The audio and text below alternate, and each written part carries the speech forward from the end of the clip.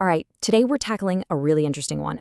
It's a show that throws intense political debate and, get this, nostalgic pop culture deep dives into a blender.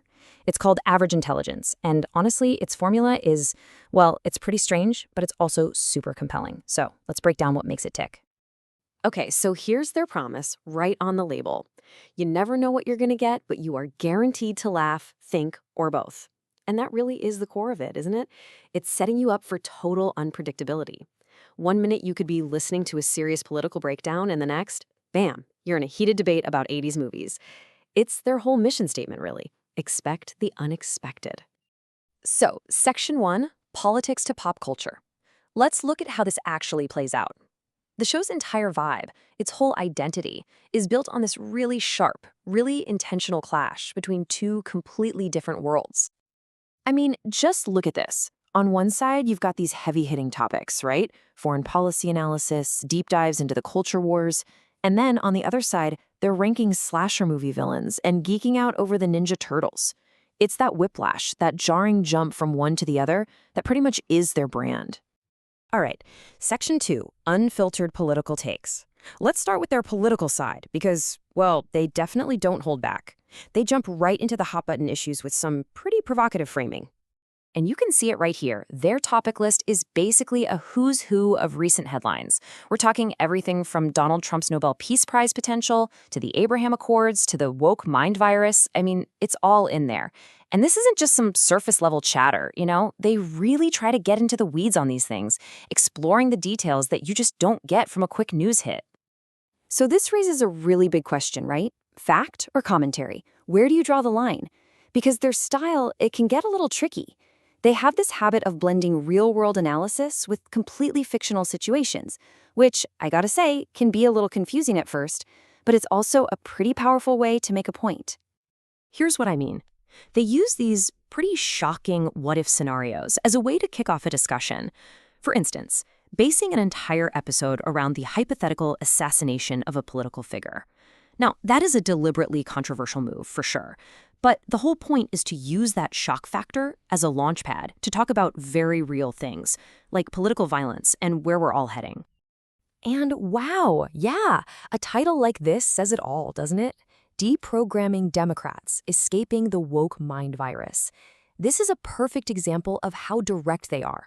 They're grabbing language straight from the front lines of the culture wars, so there's absolutely no confusion about where they're going with the conversation. It's a huge flashing sign that says unfiltered content ahead. Okay, let's shift gears completely. Section 3, Pop Culture Deep Dives. We're now jumping over to the other side of the show's brain, leaving politics behind and diving headfirst into the world of superheroes, horror movies, you name it. And when I say a sharp pivot, I mean it. They'll go from a heavy political topic right into an hour-long celebration of 35 years of the Teenage Mutant Ninja Turtles. I mean, they go all in, analyzing the legacy of the original movies, talking about theatrical re-releases. This isn't just, hey, remember this? It's a real, genuine deep dive into why this stuff mattered. And here's the thing, their pop culture stuff isn't just a casual chat. It gets surprisingly analytical. For their Halloween special, they didn't just argue about who the best slasher villain is. No, they used stats, data, even AI to try and figure it out.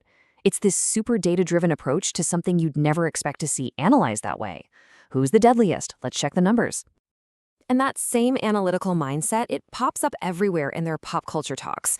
Whether they're making a case for an underrated movie like Superman Returns or breaking down the satire in a new South Park episode, the goal is always the same: go deeper.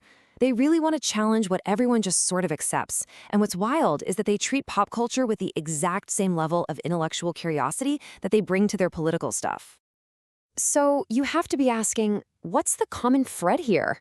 What connects these two completely opposite worlds? Well, that brings us to Section 4, the Average Intelligence Philosophy. Let's dig into their actual mission. And this, right here, is the glue that holds it all together. Their mission is to provide unfiltered talk and encourage independent thought. See? The goal isn't to convince you of anything. It's not about telling you what to think. It's about creating a space for those raw, unfiltered conversations so that you can decide what you think for yourself. You can really boil it down to this 3-step process they're inviting you to join. Step 1, cut through all the chaos and the noise out there. Step 2, don't be afraid to ask the unfiltered questions, even the uncomfortable ones. And then step 3, and this is the big one, decide for yourself. It's all on you to form your own conclusions. And in the end, this is what they leave you with. Provocative questions just like this one. They're not trying to give you the answer. They're challenging you to think about it for yourself. It's the final piece of the puzzle that pushes you to keep thinking, long after this explainer is over. And that really brings it all full circle, doesn't it? Fulfilling that promise to make you laugh, think, or, you know what? Most likely, both.